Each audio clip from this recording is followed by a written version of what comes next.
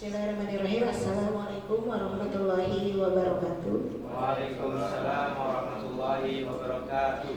Yang terhormat Bapak Kepala SMA Negeri 2 Garut, yang saya hormati Bapak dan Ibu guru hebat yang hari ini hadir pada tempat ini. Alhamdulillah, puji dan syukur marilah kita panjatkan kehadirat Ilahi Rabbi, karena pada kesempatan kali ini pada tanggal 19 Oktober tahun 2023 kita bisa berkumpul dalam kegiatan diseminasi guru budaya positif yang ada di SMA Negeri 2 Garut. Salawat serta salam semoga senantiasa terlimpah curah kepada junjungan kita, yaitu Nabi Muhammad Sallallahu Alaihi Wasallam, kepada keluarganya, para sahabatnya, tabiin, atba'ut tabiin, dan mudah-mudahan sampai kepada kita selaku umatnya yang beriman. Amin ya Allah ya Rabbal Alamin.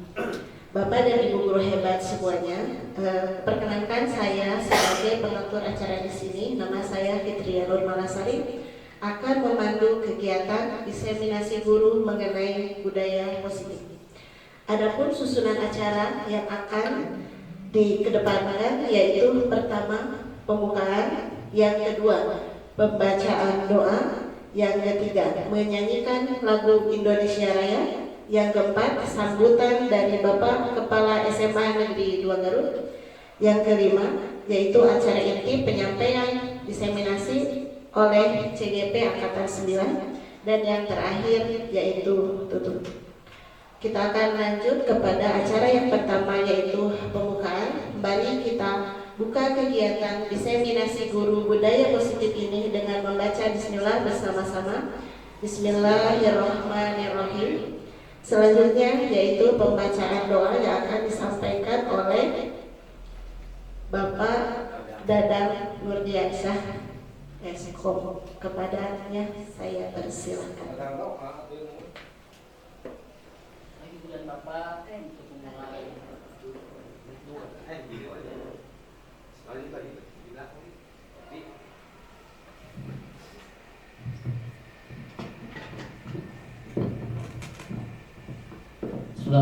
Assalamualaikum warahmatullahi wabarakatuh.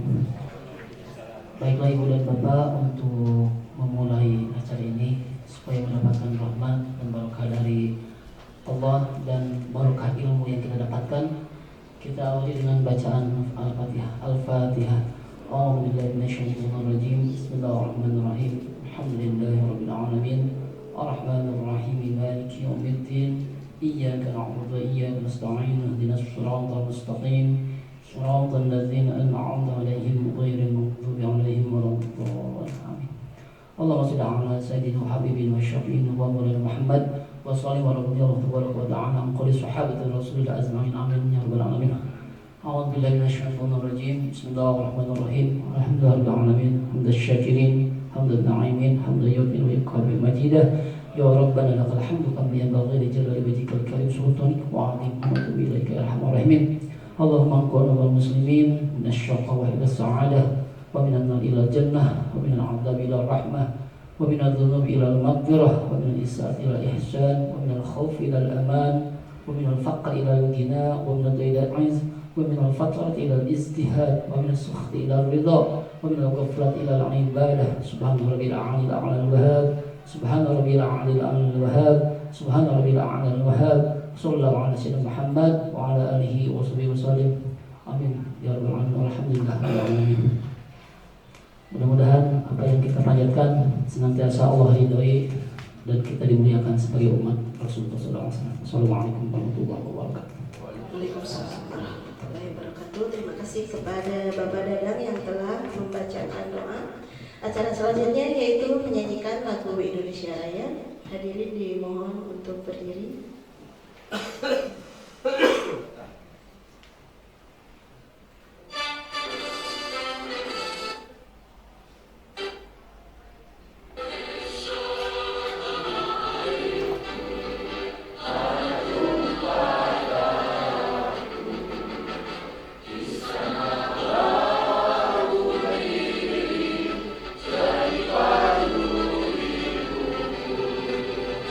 Indonesia,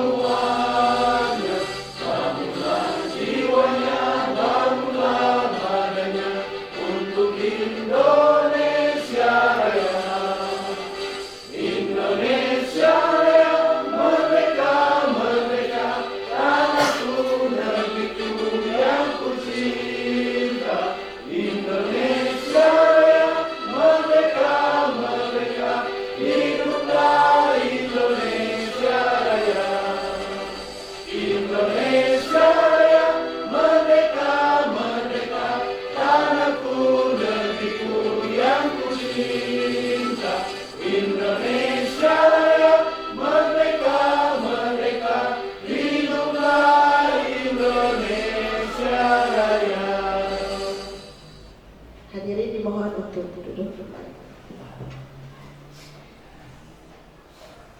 Acara selanjutnya yaitu sambutan dari Bapak SMA, Kepala SMA Negeri 2 Garut kepada Bapak, dipersilahkan. Assalamualaikum warahmatullahi wabarakatuh. Bismillahirrahmanirrahim. Alhamdulillahirabbil alamin.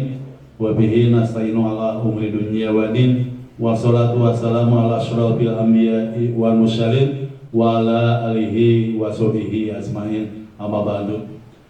Pertama-tama marilah kita panjatkan puji syukur kehadirat Allah Subhanahu wa taala yang senantiasa memberikan berbagai macam nikmat kepada kita, yang terutama nikmat Islam, nikmat iman, dan nikmat kesehatan. Sehingga alhamdulillah pada kesempatan ini kita dapat berkumpul dalam acara diseminasi budaya positif dari calon guru penggerak angkatan ke-9. Sholawat serta salam kita limpah curahkan kepada baginda Nabi besar Muhammad Sallallahu Alaihi Wasallam, kepada para keluarganya, para sahabatnya, para tabiin, dan mudah-mudahan sampai kepada kita selaku umatnya yang senantiasa berupaya menjalankan segala ajarannya.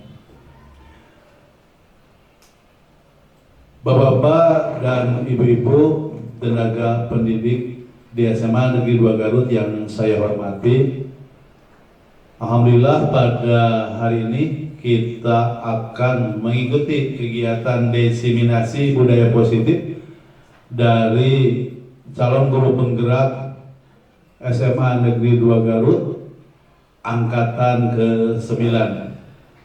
Nah, mudah-mudahan bahwa kegiatan ini akan menambah wawasan pengetahuan bagi bapak-bapak dan ibu-ibu kaitannya dengan budaya positif yang nantinya akan menjadikan sesuatu hal yang baik bagi kemajuan pendidikan di SMA Negeri 2 Garut.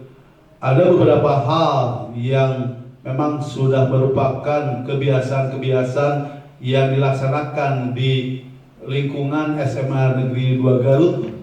Beberapa hal tersebut antara lain misalkan di dalam kegiatan saling mengucapkan salam ketika bertemu di antara para warga SMA Negeri 2 Garut, baik antar guru dengan guru, guru dengan TU, dengan kepala sekolah, kemudian peserta didik dengan peserta didik, atau bahkan peserta didik dengan para guru, para tenaga administrasi sekolah, dan kepada kepala sekolah. Itu sesuatu hal yang sangat baik yang perlu terus dikembangkan di lingkungan SMA Negeri 2 Garut. Beberapa budaya positif atau kebiasaan yang baik juga itu yang lainnya, misalnya kebiasaan mengawali pembelajaran di jam pertama dengan tadarusan, itu terus dikembangkan dalam rangka meningkatkan nilai religius daripada peserta didik yang ada di kita dan seluruh warga SMA Negeri 2 Garut. Kemudian hal-hal yang lainnya, misalnya di dalam hal gotong royong apa? Misalkan gotong royong di dalam membersihkan kelas yang dilaksanakan oleh para peserta didik, dan banyak lagi budaya-budaya positif yang bisa terus dipertahankan dan dikembangkan di SMA Negeri 2 Garut dalam rangka untuk meningkatkan mutu pendidikan yang ada di SMA Negeri 2 Garut ini. Bapak-bapak dan ibu-ibu, bahwa kegiatan calon guru penggerak ini merupakan sesuatu hal yang sangat baik dalam rangka meningkatkan mutu layanan pendidikan di negara Indonesia. Nah, awalnya maka kemudian Kementerian Pendidikan dan Kebudayaan serta Riset dan Teknologi, maka kemudian ada yang dinamakan dengan guru penggerak. Nah, kenapa? Karena pemerintah dalam hal ini kementerian merasa sadar bahwa untuk meningkatkan mutu pendidikan yang pertama harus ditingkatkan itu adalah kualitas dari tenaga pendidiknya. Nah, kegiatan-kegiatan ini maka kemudian saya selaku Kepala SMA Negeri 2 Garut sangat bersyukur, kemudian sangat mendukung kepada para guru yang kemudian ikut serta untuk mengikuti kegiatan salon guru penggerak, sehingga nantinya akan menjadikan komunitas pembelajar yang ada di lingkungan SMA Negeri 2 Garut ini, sehingga insya Allah bahwa harapan kita bahwa sekolah kita yaitu SMA Negeri 2 Garut akan menjadi sekolah unggulan yang ada di wilayah Kabupaten Garut, sehingga menjadikan sekolah yang akan dipercaya oleh masyarakat untuk menitipkan para putra-putrinya untuk dididik di SMA Negeri 2 Garut. Dan pada bapak-bapak dan ibu-ibu tenaga pendidik, Bapak harapkan bahwa nanti akan terus ada tenaga pendidik atau guru yang ikut lagi mengikuti kegiatan calon guru penggerak ini untuk yang lain-lainnya. Nah, demikian Bapak-bapak dan Ibu-ibu untuk sambutan dari saya selaku Kepala SMA Negeri 2 Garut. Saya ucapkan selamat kepada calon guru penggerak untuk melaksanakan diseminasi materi budaya positif ini, kemudian kepada Bapak-bapak dan Ibu-ibu tenaga pendidik yang ada di SMA Negeri 2 Garut, selamat mengikutinya untuk menambah pengetahuan dan wawasan berkaitan dengan hal ini, sehingga dapat meningkatkan kinerja kita di dalam memberikan layanan kepada para peserta didik. Ditutup dengan wabillahi taufik wa hidayah. Wassalamualaikum warahmatullahi wabarakatuh. Terima kasih kepada Bapak Rozak Mulyana SPD MPD selaku Kepala SMA Negeri 2 Garut yang telah menyampaikan sambutannya. Acara selanjutnya yaitu acara inti penyampaian materi oleh CGP Angkatan 9 yaitu oleh Ibu Emi Hasanah SN MPD. Kepada beliau dipersilakan. Tepuk tangan Bapak dan Ibu.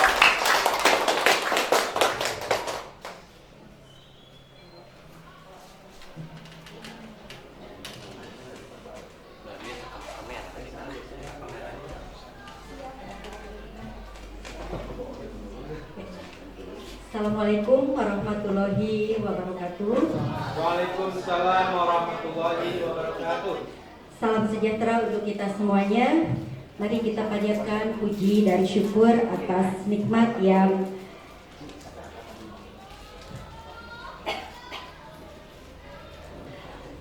Marilah kita panjatkan puji dan syukur atas nikmat yang Allah berikan kepada kita semuanya, sehingga kita bisa berkumpul pada kesempatan kali ini. Bapak Ibu guru hebat semuanya, perkenalkan saya Emi Hasanah, calon guru penggerak Angkatan 9. Merasa senang dan bahagia bisa menemani Bapak Ibu guru hebat semuanya dalam waktu 60 menit ke depan yang akan menyampaikan diseminasi budaya positif dari modul 1.4 yang sudah kami pelajari. Mudah-mudahan semua yang akan saya paparkan membuka mata hati, membuka batin, membuka semangat bagi kita sebagai profesi guru di lingkungan SMA Negeri 2 Garut ini untuk lebih baik dan untuk lebih merasa bersyukur. Namun sebelumnya izinkan saya untuk menyampaikan pantun ya Bapak Ibu. Jadi kedah diwalar ya. Siap. Pohon pisang ada durinya. Tangan bermain, kaki melangkah. Semoga siang lebih gembira.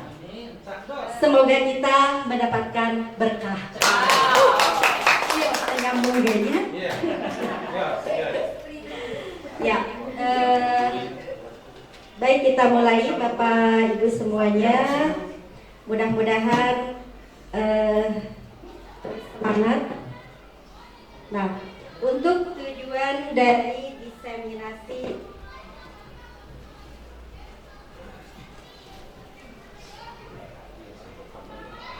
Ya, untuk tujuan diseminasi kali ini, pertama untuk memenuhi tugas modul 1.4 dari tugas CGP kemarin. Yang kedua, penyebaran pemahaman budaya positif kepada seluruh warga sekolah.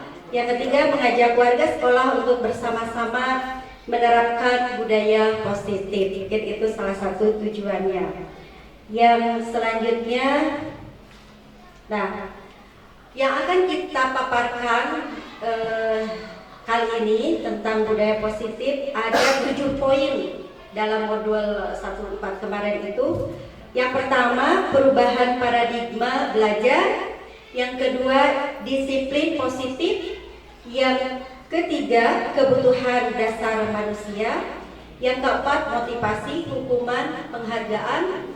Yang kelima, 5 posisi kontrol. Yang keenam, keyakinan kelas. Dan yang ketujuh, segitiga restitusi. Nah, namun sebelumnya kita melihat tentang filosofi pendidikan menurut Ki Hajar Dewantara, ya, atau biasa disingkat dengan KHD. Pendidikan adalah tempat persemaian benih-benih kebudayaan dalam masyarakat. Ki Hajar Dewantara memiliki keyakinan bahwa untuk menciptakan manusia Indonesia yang beradab, maka pendidikan menjadi salah satu kunci utama untuk mencapainya. Nah, kebudayaan yang dimaksud KHD itu kebudayaan tentang sebuah peradaban, sebuah cita-cita masyarakat atau keinginan bangsa kita. Tentu peradaban yang diinginkan adalah peradaban yang lebih baik, lebih maju lagi dibanding yang sebelumnya. Kalau di sini ada istilah persemaian benih-benih, maka Ki Hajar Dewantara itu mengibaratkan bahwa guru itu adalah seorang petani. Petani dalam menanam tanamannya tentu akan menabur benihnya. Nah, bagaimana perilaku seorang petani di dalam memelihara tanaman-tanaman yang ada di yang sudah ditanam, artinya dirawat, dipelihara, sayang-sayang. Kalau di sini ibu-ibu ada yang punya tanaman anggrek, atau bapak-bapak kalau nggak suka bertanam punya peliharaan apa gitu ya, tentu itu kan akan disayang-sayang. Nah, seperti itu ya, hal-hal yang nantinya hasilnya pada saat panen itu menginginkan kualitas yang terbaik. Seorang petani dalam menanam tanaman seperti tomat atau palawija, jagung atau padi dan sebagainya tentu menginginkan kualitas yang baik. Nah, begitupun kita seorang guru di dalam menuntun para muridnya atau mengajar para muridnya tentu menginginkan hasil dan kualitas yang lebih baik.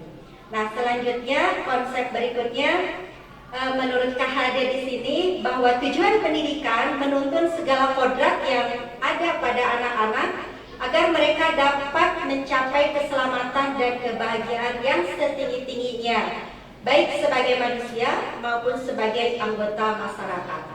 Oleh sebab itu, pendidik itu hanya dapat menuntun tumbuh atau hidupnya kekuatan kodrat yang ada pada anak-anak agar dapat memperbaiki lakunya, bukan dasarnya, hidup dan tumbuh kekuatan kodrat anak. Nah, kodrat yang dimaksud mungkin keterkaitannya dengan ada istilah kodrat alam dan kodrat zaman. Bagaimana guru bersikap dan berperilaku? Pada saat guru bersikap sebagai kodrat alam, tentu seorang pendidik di sini harus menjadi suri tauladan, harus menjadi teladan. Karena anak-anak akan meniru perilaku orang tua, artinya guru. Jadi perilaku guru akan ditiru oleh anaknya. Hal ini tentu bisa dilakukan sebetulnya di dalam keluarga masing-masing atau orang tua di dalam rumah. Mereka memberi contoh tauladan. Nah, di sekolah guru adalah orang tua bagi siswanya. Maka disinilah contoh teladan yang harus diterapkan oleh seorang guru. Nah, seorang murid itu berkaitan dengan kodrat zaman, artinya banyak kebutuhan atau istilahnya apa ya? Siswa atau murid harus memiliki keterampilan sesuai zamannya, artinya pengetahuan teknologi atau keterampilan abad 21. Nah, dalam menguasai keterampilan abad 21 tentu guru pun harus mengimbanginya. Itu yang dimaksud dalam konsep filosofis Ki Hajar Dewantara. Sehingga muncullah perubahan paradigma pembelajaran. Nah, dalam perubahan paradigma pembelajaran dilakukan berdasarkan prinsip pembelajaran yang berdiferensiasi sehingga setiap siswa belajar sesuai kebutuhan dan perkembangannya sesuai profil pelajar Pancasila. Berdiferensiasi dalam proses pembelajaran artinya di sini guru menerapkan berbagai macam variasi metode, strategi pembelajaran, tidak terpaku pada satu metode saja, disesuaikan dengan kebutuhan anak. Apa yang dimaksud dengan kebutuhan anak? Kebutuhan anak di sini kaitannya dengan kebutuhan dalam proses pembelajaran, karena anak ada yang memiliki karakteristik dia belajarnya audio visual, misal seperti itu, atau lebih ke kinestetiknya dan lain sebagainya. Maka kita harus memfasilitasi sehingga pada prakteknya kita seorang guru harus melakukan proses asesmen diagnosis non kognitif ya dari awal pembelajaran.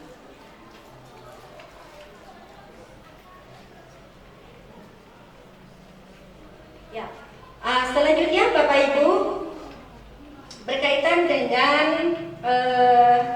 kasus ya ini ada permasalahan bagaimana seorang guru menghadapi kasus atau seorang guru sebagai kendali kontrol dalam menghadapi kasus ini ada kelompok A gitu ya, ada kelompok A mengepalkan salah satu tangan dan kelompok B kepalan tangannya mencoba untuk membuka kepalan tangan dari kelompok A. Nah, sikap apa yang harus diambil oleh seorang guru di sini? Apakah nanti dia sebagai pengendali, sebagai kontrol, atau dari siswanya sendiri dia sebagai seorang kendali atau seorang kontrol gitu ya. Nah, konsep-konsep ini yang tentu kita harus memahaminya.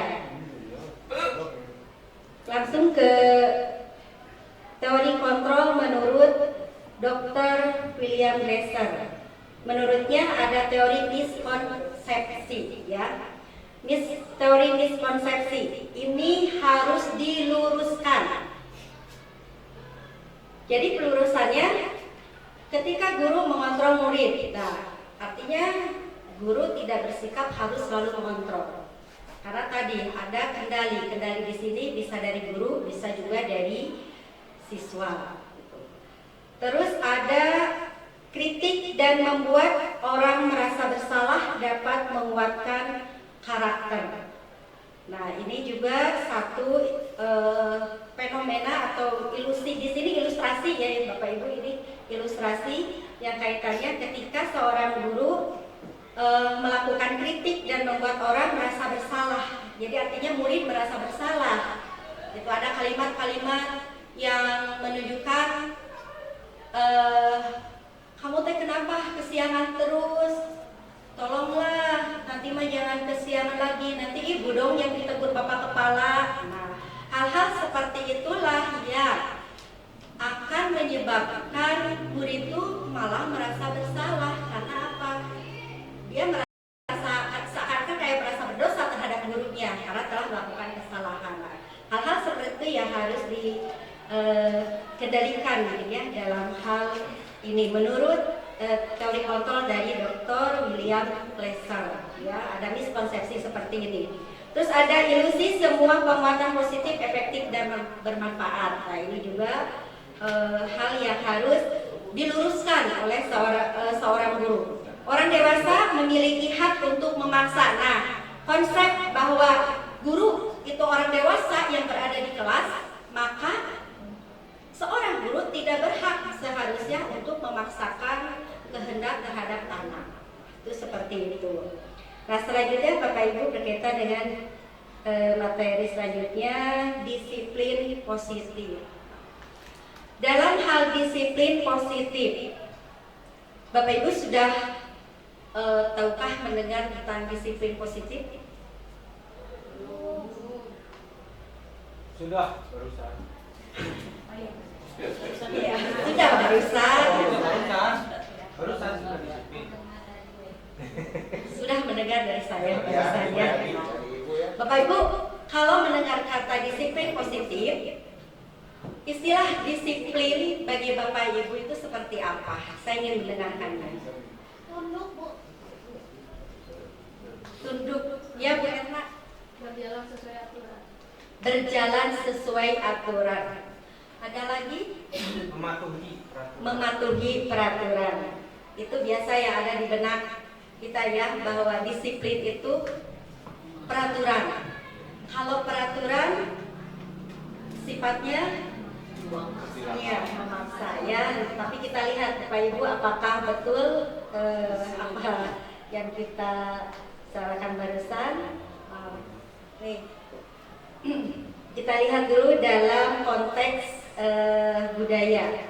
Makna kata disiplin sesuai yang dilakukan seseorang pada orang lain untuk mendapatkan kepatuhan. Nah, apakah dalam budaya kita seperti ini berlaku, berjalan makna disiplinnya itu sesuai yang dilakukan seorang pada orang lain untuk mendapatkan kepatuhan? Betulkah seperti itu? Betul. Betul, ya itu dalam budaya. Nah, ketika kita lihat sebagai pendidik, tujuan kita adalah menciptakan anak-anak yang memiliki disiplin diri sehingga mereka bisa berperilaku dengan mengacu pada nilai-nilai kebajikan universal dan memiliki motivasi intrinsik bukan ekstrinsik. Terus kita lihat di sini ada disiplin positif merupakan salah satu cara penerapan disiplin yang bertujuan untuk menumbuhkan kesadaran serta memberdayakan anak untuk melakukan sesuatu tanpa paksaan, ancaman maupun hukuman. Nah, Bapak Ibu sudah lihat definisi dari disiplin positif konsepnya. Maka apa yang harus kita lakukan sebetulnya ketika kita berada di kelas? Apakah betul disiplin yang kita pahami tadi secara kultur, secara budaya, bahwa disiplin itu mengatur, ataukah disiplin yang kita inginkan itu memunculkan kesadaran diri dari siswa berkaitan adanya motivasi dalam diri siswa. Jadi kalau kesadaran itu dalam diri, ya Bapak Ib mau menanggapi apa? Ya itu Bu, disiplinan. Jadi kedisiplinan itu bukan diatur sama orang lain lah artinya, ya. Tapi memang siswanya sendiri sudah mengontrol dirinya untuk bisa mendisiplinkan diri di sekolah ini terutama lah gitu ya. Nah jadi bukan berarti disiplin harus A, B, C, D dipaksakan oleh orang lain, belum tentu anaknya akan menerima. Tapi kalau sudah disiplinnya tumbuh dari diri sendiri, segala sesuatu akan berjalan lebih baik. Ya, good job bagi Pak Ib. Tepuk tangan. Terima kasih Pak Ib. Betul sekali bahwa disiplin positif di sini menumbuhkan kesadaran diri, bukan guru yang memberi aturan, tapi harus sama-sama disepakati. Jadi nanti di pemaparan poin selanjutnya bagaimana cara kita nanti akan menyepakati atau keyakinan kelas. Nah, ini ada konsep ya, ini kaitan konsep menurut Ki Hajar Dewantara. di mana ada kemerdekaan, disitulah harus ada disiplin yang kuat. Sungguh pun disiplin itu bersifat self-disiplin, yaitu kita sendiri yang mewajibkan kita dengan sekeras-kerasnya. Tetapi itu sama saja, sebab jikalau kita tidak cakap melakukan self-disiplin, wajiblah penguasa lain mendisiplinkan diri kita. Dan peraturan demikian itulah yang harus ada di dalam suasana yang merdeka. Artinya tetap disiplin di sini bukan merdeka atau bebas tanpa batas gitu ya, yang dimaksud Ki Hajar Dewantara.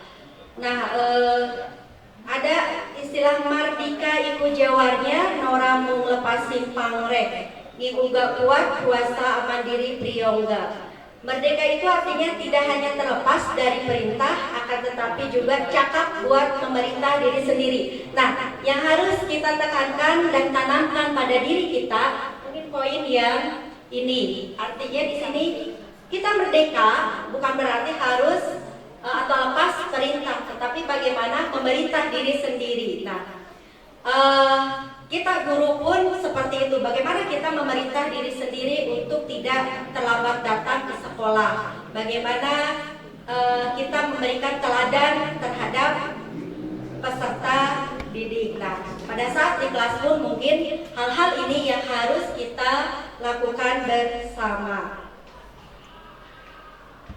Selanjutnya, nilai-nilai kebajikan. Nah, nilai-nilai kebajikan yang harus kita jalankan, gitu ya, yang harus kita terapkan menurut sifat-sifat manusia yang ingin dicapai setiap individu.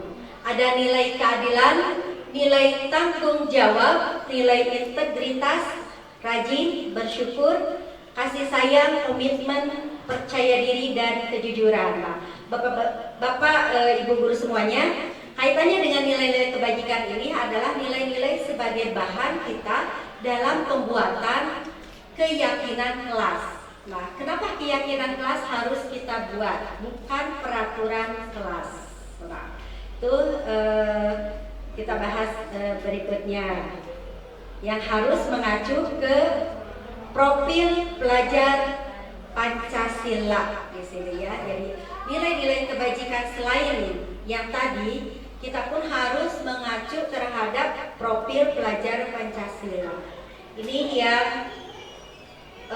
sudah dikenal ya Bapak Ibu, karena sekolah kita sudah IKM mandiri belajar dan sudah melaksanakan atau mengadopsi sebagian kurikulum merdeka yang diterapkan di lingkungan SMA Negeri 2 Garut. Sehingga untuk kurikulum merdeka yang diadopsi oleh kita kaitannya dengan pelaksanaan program P5. Nah, maka pasti Bapak Ibu sudah sangat paham dengan poin-poin dari profil pelajar Pancasila ini. Bahkan mungkin sudah menerapkannya. Kalau kita lihat ini tidak jauh berbeda dengan apa yang sudah kita lakukan di kurikulum 2013 berkaitan dengan benaran kritis, kreatif, gitu ya, komunikatif, gitu ya, mandiri, gotong royong, itu termasuk ke dalam nilai-nilai karakter.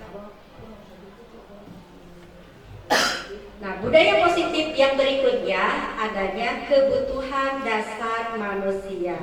Ini di sini ada satu kasus pertanyaan pemantik Ibu Ambar, guru wali kelas 2A di SD Pelita Hati, sedang bingung menghadapi ulang salah satu murid di kelasnya.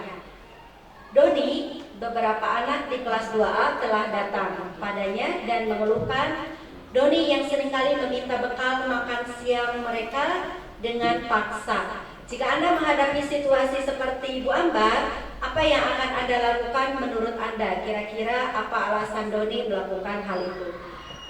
Ibu Bapak, adakah yang ingin memberikan solusi pada kasus ini?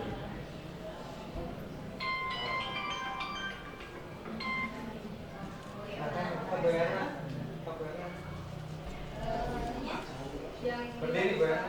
Berdiri biar Stop. Maju aja biar keren. Nah, stop.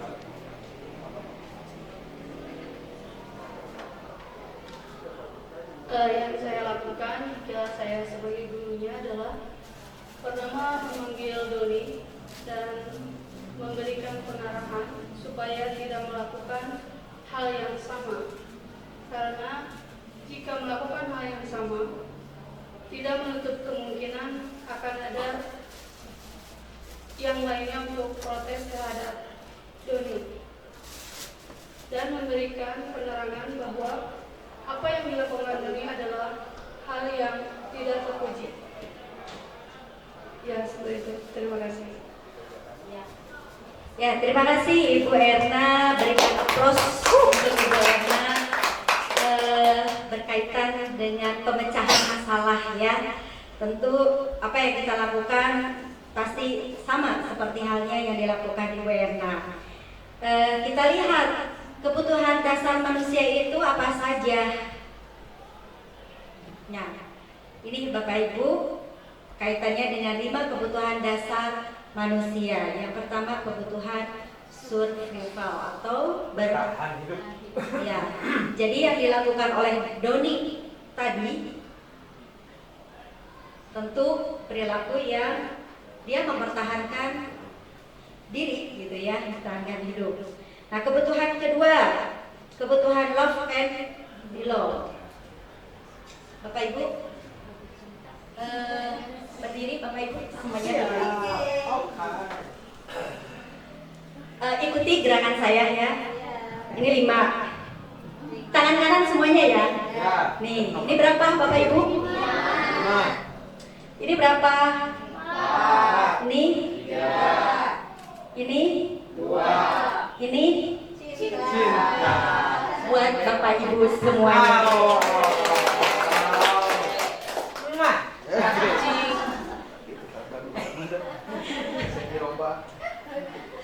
Oke, jadi itu ya, itu kebutuhan dasar yang semua manusia butuhkan, yaitu kasih sayang.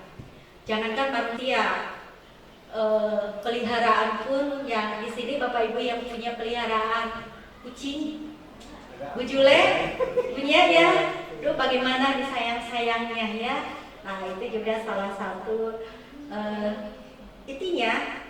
Kebutuhan yang poin 2 ini tidak hanya maka kita sebagai guru harus penuh perhatian dan kasih sayang terhadap anak-anak kita di sekolah, karena itulah yang akan memunculkan kesadaran. Jadi itu nanti berkaitan dengan motivasi intrinsik ya dari dalam peserta didik atau anak-anak kita. Nah, yang ketiga kebutuhan freedom. Ini kebutuhan kaitannya dengan apa Bapak Ibu? Kemerdekaan. Kebebasan. Kemerdekaan. Bebas, tapi bukan berarti bebas tanpa batas. Tetap tadi menurut KHD juga ada hal-hal yang harus diperhatikan. Terus keempat, kebutuhan fun. Bergembira, senang, gitu ya. Bapak Ibu butuh nggak kesenangan? Betul dong. Betul dong. Mau lagi? Senang-senang? Yuk kita praktekkan lagi yuk, berdiri yuk. Oke. Tangannya di sini. Senyum. Senyum kan fun, senyum. Dua. Ya, senyum. Ya, berarti sambil ucapkan ceria, gembira, bahagia. Sudah cukup? Mau lagi? Cukup? Tidak. Ya. Oke. Baik. Selanjutnya yang kelima kebutuhan power. Power itu kaitannya dengan kekuasaan, ya, penguasaan. Oke. Nah, budaya positif yang lain yang harus kita tanamkan, Bapak Ibu. Bapak Ibu harus senyum ceria, barusan udah ceria, gembira, bahagia. Iya. Oke. Dalam cara memotivasi, nih sudah tahu ya bagaimana caranya memotivasi anak? Itu sudah tahu ya? Memberi pujian. Oke, terima kasih Bu Ima. Nah, berarti apa yang ada di sini sudah bisa dipraktikkan gitu ya. Nanti kita akan menerapkannya di dalam kelas. Nah, selanjutnya ini kaitan dengan Diana Kosen dalam bukunya Restructuring School Discipline menyatakan ada 3 motivasi perilaku manusia. Pertama, untuk menghindari ketidaknyamanan atau hukuman. Kedua, untuk mendapatkan imbalan atau penghargaan dari orang lain. Keempat, untuk menjadi orang yang mereka inginkan dan menghargai diri sendiri dengan nilai-nilai yang mereka percaya. Nah, 3 poin ini Bapak Ibu yang harus mulai kita praktikkan di dalam kelas bagaimana menghadapi murid-murid kita yang soleh dan solehah. Nah, motivasi intrinsik, motivasi yang dari dalam yang tadi kata Bu Ima, keluarkan kata-kata pujian gitu ya, keluarkan kata-kata yang membuat hatinya ya sanjungan, rasa senang. Tapi itu betul loh Bapak Ibu, kalau kita memuji seorang anak, apalagi mau anak SD atau anak SMP, pasti dia akan bercerita di rumah. Dia akan bilang, ibu, aku tadi salting. Kenapa salting? Tadi aku dipuji oleh ibu guru di depan teman-teman. Nah, itu pasti akan bercerita terhadap orang tua, dan itu akan menimbulkan mood yang baik untuk seorang anak ya. Nah, oke. Nah, dalam motivasi intrinsik juga harus di sini terbentuk dalam diri tanpa adanya reward. Nah, tanpa adanya reward, jadi tidak memberi hadiah terus-terusan. Kalau ada kuis, ayo anak-anak kalau nanti ulangannya 100, ibu beri hadiah voucher ke Pak Am jajan sekian. Saya pernah melakukan seperti itu, dan akhirnya anak-anak yang lain, ibu mana vouchernya, jadi keterusan ya. Nah, itu sebetulnya yang harus kita, apakah memang bentuk penghargaan dan motivasi yang ada harus berbentuk seperti itu atau bagaimana gitu ya. Nah, harus muncul dari dalam bahwa ini aku harus bisa gitu ya, yang keluar dari kata-kata seorang murid. Nah, budaya positif yang berikutnya berkaitan dengan hukuman, konsekuensi, penghargaan, dan restitusi. Nah, dalam hukuman ini ada kasus gitu ya. Apakah tindakan paseno IPA sebuah hukuman atau konsekuensi?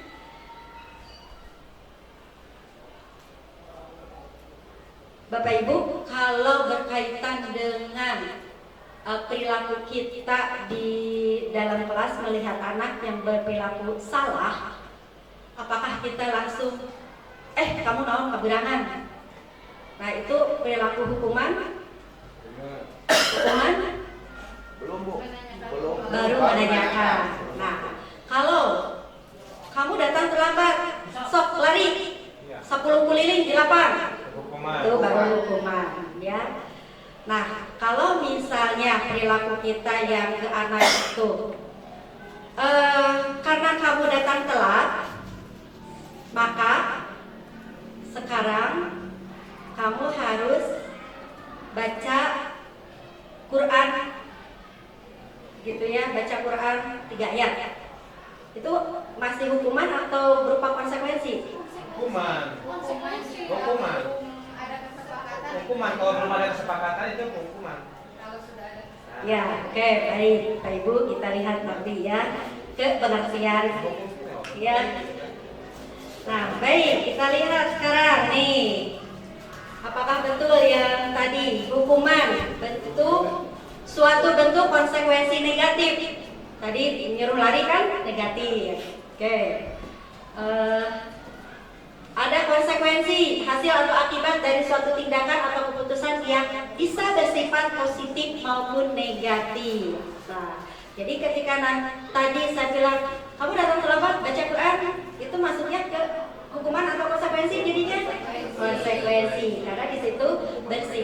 positif, menghukum tapi sifatnya positif. Berarti konsekuensi gitu. Iya. Kan baru tahu kita. Iya. Kan baru Iya, tahu betul. iya. Ya, Nah, diskriminasi ya. Oh iya. nah, saja dan penghargaan adalah suatu yang diterima, sini ya, sebagai balasan dari pekerjaan, penghargaan, cara motor perilaku yang menghancurkan potensi. Nah, kalau penghargaan tadi bisa berupa reward hadiah atau bisa berupa kata-kata, gitu ya, atau sanjungan. Nah, selanjutnya ada restitusi, merupakan proses menciptakan keadilan bagi murid untuk memperbaiki kesalahan mereka sehingga mereka bisa kembali pada kelompoknya dengan karakter yang lebih baik. Nah, budaya positif manakah yang akan kita terapkan dari keempat konsep ini? Ya.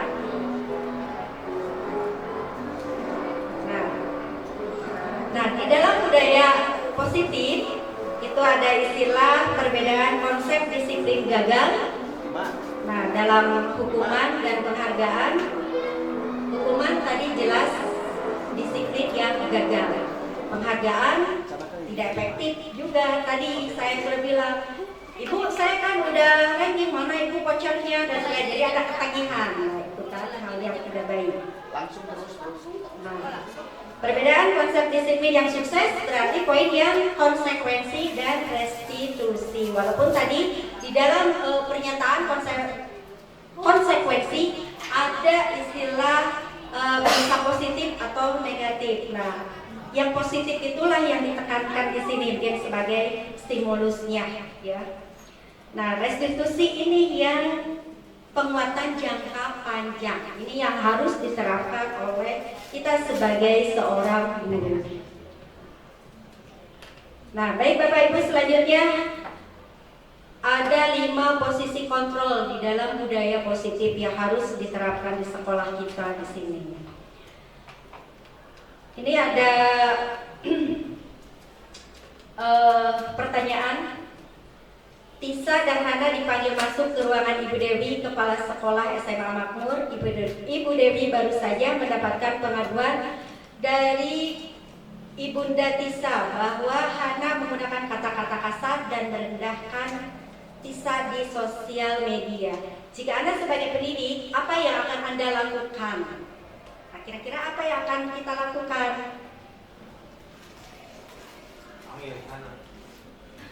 Panggil Hana, betul, itu salah satu langkah kita. Karena tadi kan berkata-kata kotor, ya, atau kasar. Nah, panggil orangnya.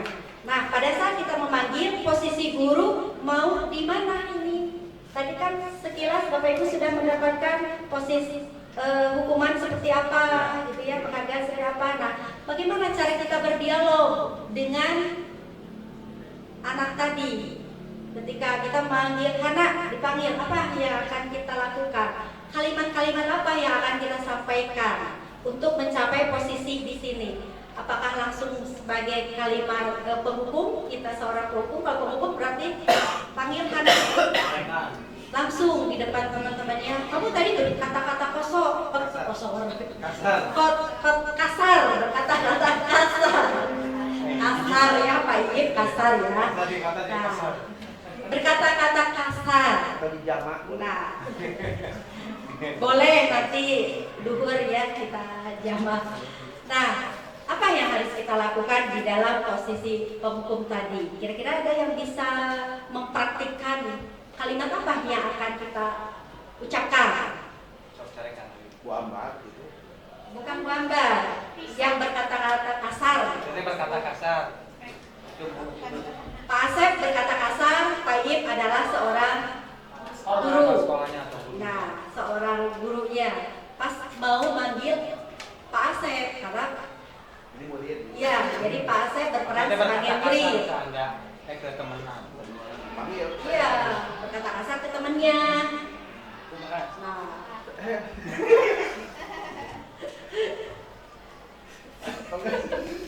ya.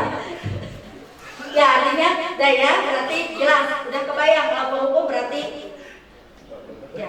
Berarti kalau sebagai penghukum artinya Bapak Ibu akan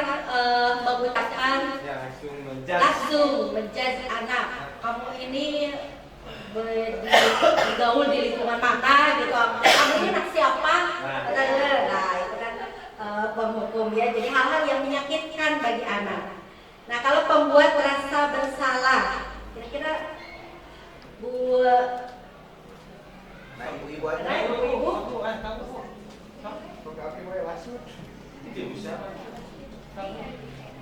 Kalau membuat bersalah gini ya. Tahu gimana?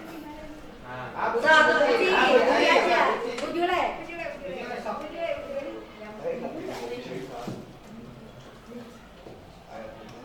Ngomong yang selalu salahkan orang ya.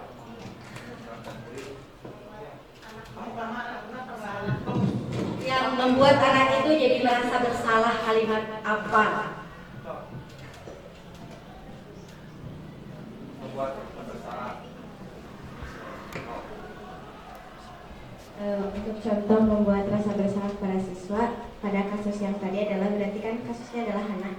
Nah, sebagai pendidik berarti contohnya adalah kita bisa menjajana bahwa memangnya kamu tidak pernah diajarkan sopan santun.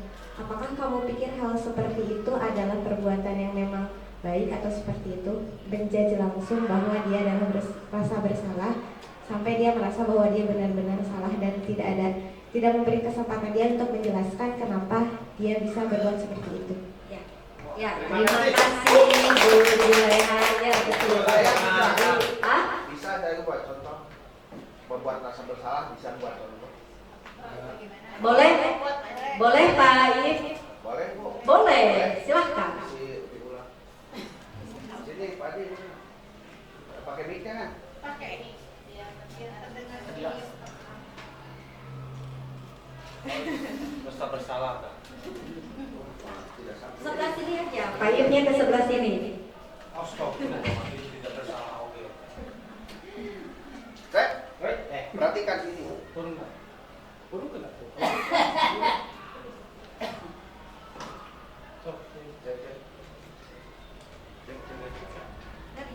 Ini aja. Pakai mic. Maju aja ke depan. Maju ke depan Pak Asep. Baca duduk sini.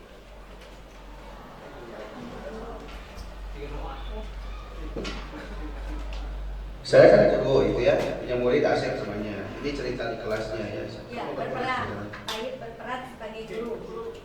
Mempraktikkan. Dan saya tadi Bapak tadi perhatikan kamu Bapak masuk tidak menanyakan kenapa? Kenapa kamu nunduk terus? Kamu ngomong yang benar, kamu kan sudah lama sekolah di sini. Kenapa kamu itu bawa minuman? Kan nggak boleh bawa minuman. Itu saja Bu mungkin. Terima kasih.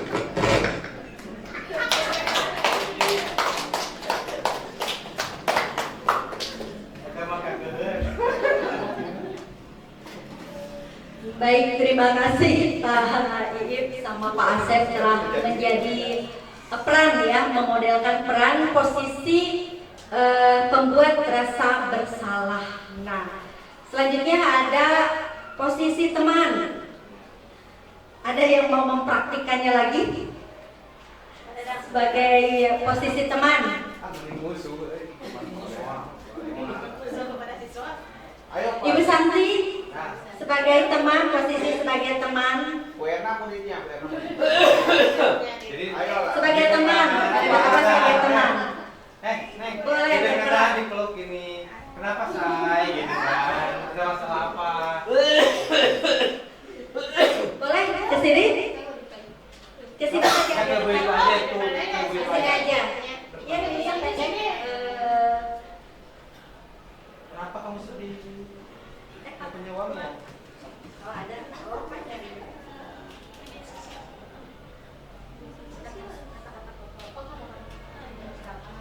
Kenapa?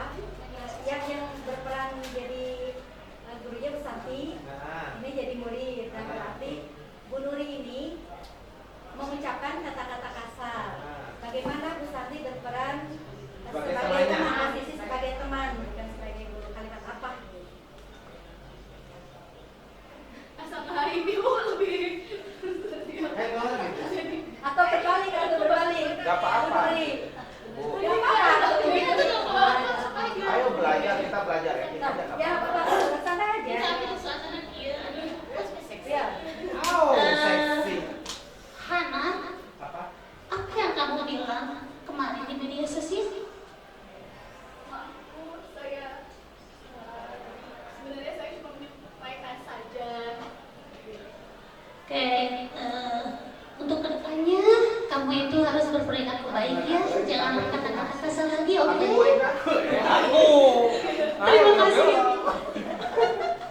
Terima kasih Ibu Nuri, Bu Santi telah bersedia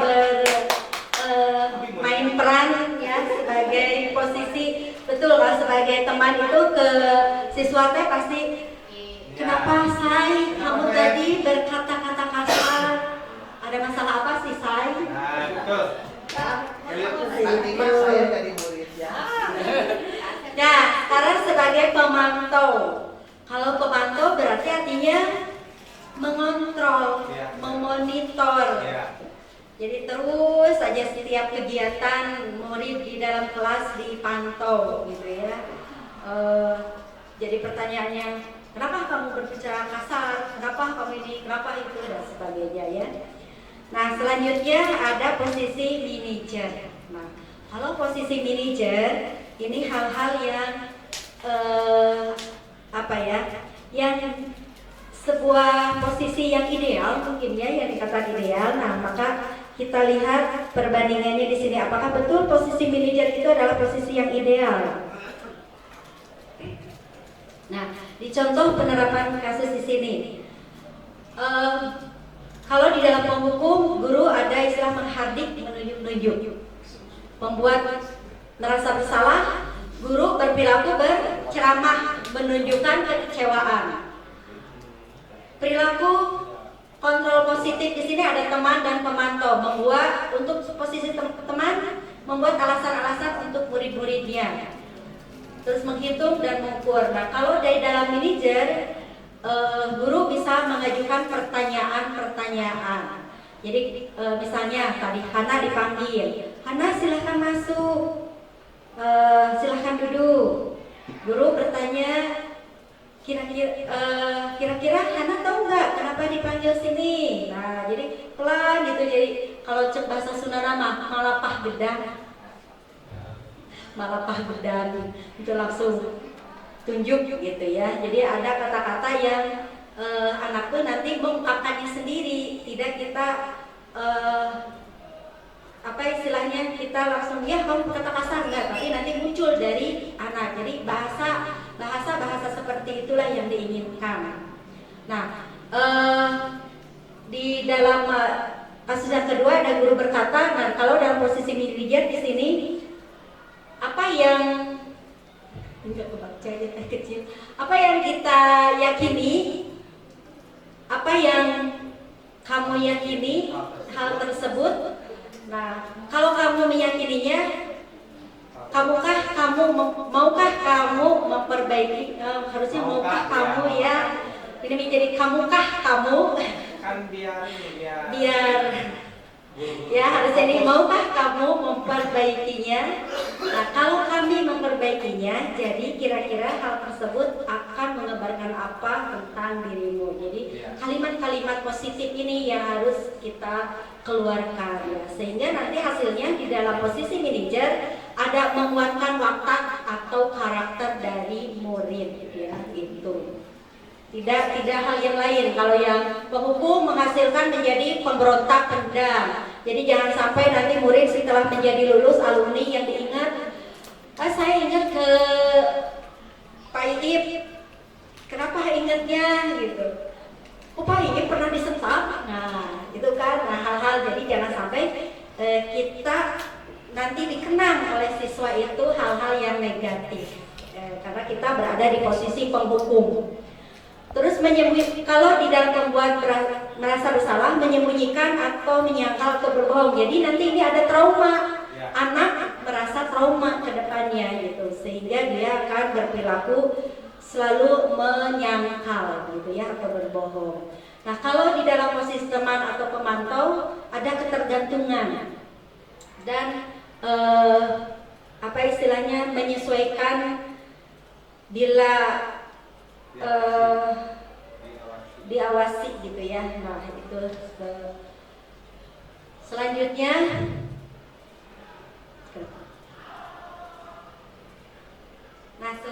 di dalam budaya positif kita adalah keyakinan kelas. Nah di dalam keyakinan kelas apa yang harus kita lakukan? Nah tadi kan Bapak Ibu saya sudah membahas awalnya apa perbedaan peraturan kelas dengan keyakinan kelas. Nah konsep-konsep penghukum, makna di pengertian disiplin tadi Bapak Ibu sudah tahu. Berarti kalau peraturan kelas artinya di dalamnya lebih ke pemaksaan. Kalau di dalam keyakinan kelas artinya nanti muncul kesadaran diri karena dibuat berdasarkan proses, ya, proses diskusi antara guru dengan murid. Nah, pembentukan dalam keyakinan kelas apa yang harus dilakukan? Nah, di sini lebih abstrak dari peraturan, pernyataan bersifat universal dibuat dalam bentuk posisi. Sedikit saja akan mudah diingat sesuai dengan kondisi kelas dan semua wadah kelas harus dilibatkan. Nah, selanjutnya berkaitan dengan tahapan pembentukan keyakinan kelas. Lebih ke warga kelas bercurah, jadi kita mancing anak-anak, kita buat keyakinan kelas. Sekarang apa yang anak-anak inginkan? Biarkan anak mengeluarkan keinginan-keinginannya. Nah, nanti kita kerucutkan ketika keinginan yang sama gabungkan, keinginan yang sama gabungkan. Nah, itu disesuaikan dengan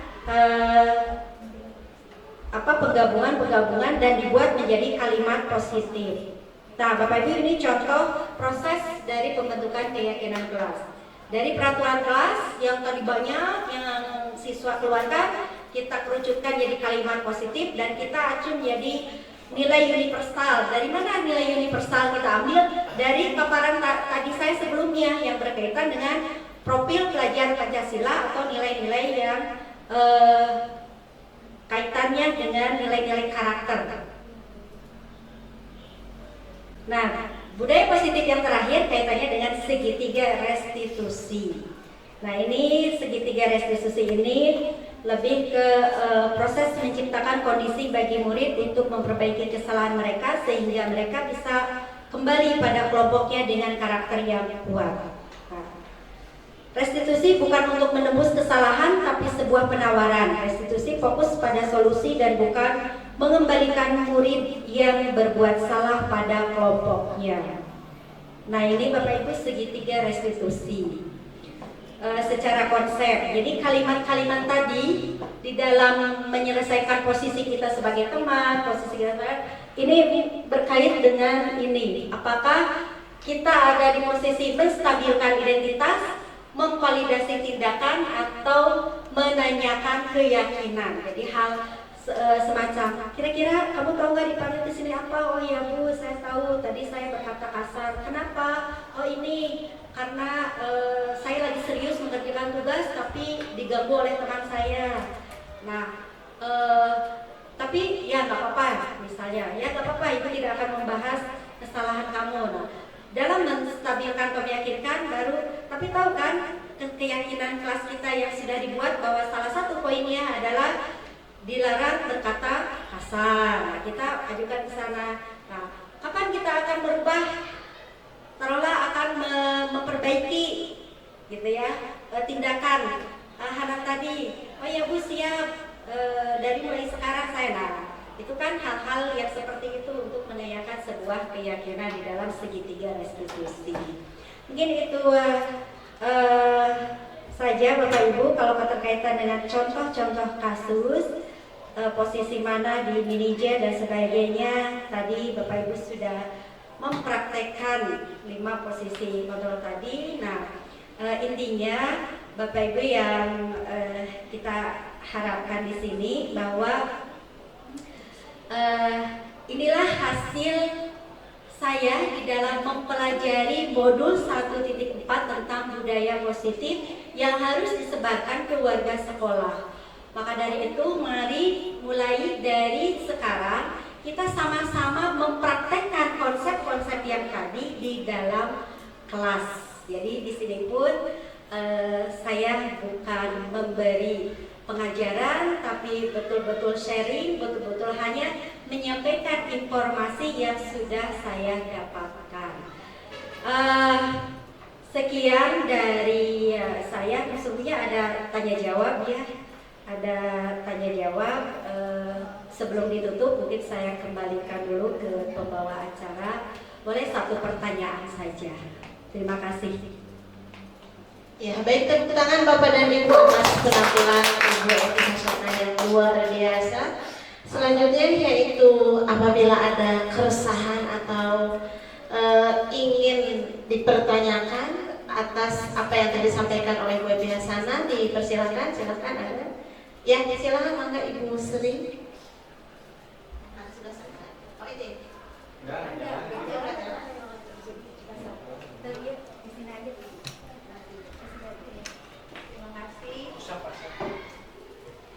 Baik, terima kasih kepada Ibu Moderator yang telah memberikan kesempatan kepada saya untuk bertanya. Baik Ibu, tadi saya perhatikan di motivasi intrinsik ya Bu ya? Iya. Nah, pertanyaan saya adalah bagaimana cara kita sebagai guru untuk memunculkan motivasi intrinsik pada peserta didik? Ya, terima kasih. Baik, terima kasih Ibu Sri Sugiarti yang menanggapi dari pemaparan saya tadi berkaitan dengan motivasi intrinsik. Motivasi intrinsik itu motivasi yang berasal dalam diri seseorang. Dia muncul dari hati. Bagaimana cara kita memunculkan kesadaran anak dari hati? Nah, kita bawa berdialog. Seperti tadi saya mencontohkan dialog tentang kesadaran anak tidak mengulangi lagi berkata-kata kasar. Nah, ada kalimat-kalimat yang pendekatan, gitu ya, pendekatan posisi manajer di sini. Jadi kita harus paham dulu bahwa kita sebagai guru harus ada di posisi manajer, sehingga kita belajar mencari kalimat-kalimat positif untuk mendekati murid tersebut, sehingga itu akan muncullah kesadaran motivasi dari dalam diri siswa. Mungkin itu yang bisa saya sampaikan. Oh, mangga. Ya, terima kasih Ibu Eti atas jawabannya. Bagaimana Bu Sri? Sudah cukup jelas. Oke, baik. Apakah ada yang bertanya kembali? Ya, dipersilakan Bapak Asep bisa maju ke depan. Oke. Assalamualaikum warahmatullahi wabarakatuh. Atur nuhun kayu nasihat kesempatan. Menindaklanjuti Ibu Sri. Ternyata tadi kita harus diri kita itu menjadi seorang manajer. Bolehkah kita mencampur gitu kan? Apakah kita menjadi posisi kita menjadi penghukum gitu kan? Kadang ketika kita udah mengasih contoh ke anak-anak, ya kan, untuk supaya meneladani gitu kan, bolehkah kita mencampur posisi-posisi itu gitu kan, supaya kalau kayak es campur kan lebih enak gitu kan. Nah, kalau di sini bisa nggak gitu seperti itu? Terima kasih Bu. Assalamualaikum. Ya, terima kasih Pak Asep atas pertanyaannya. Begini.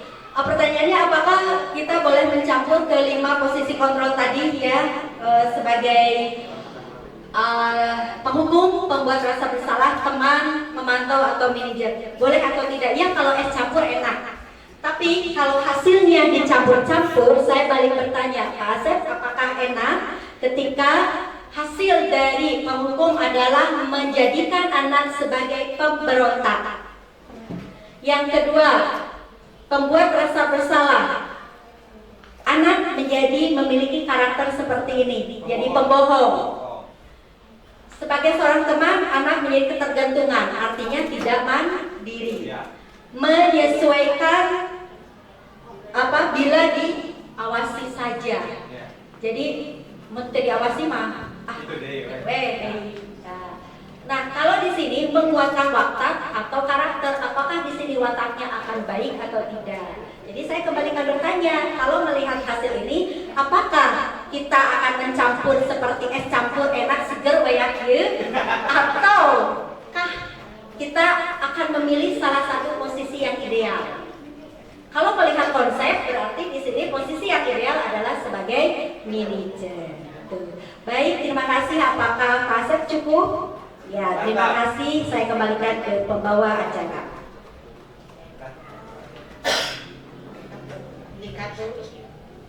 Oh ya, kan ya langsung ya. Tutup Bu Ibu Epi.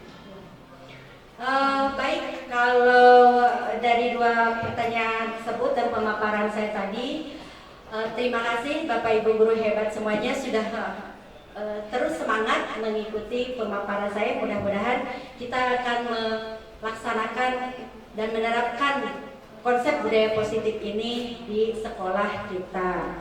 Namun sebelumnya ada pantun. Kalau dibuka dengan pantun pasti ditutup dengan pantun walaupun tidak nyambung. Makan koci bersama orang kasih. Cukup sekian dan terima kasih. Billahi taufiq wal hidayah. Wassalamualaikum warahmatullahi wabarakatuh. Waalaikumsalam warahmatullahi wabarakatuh.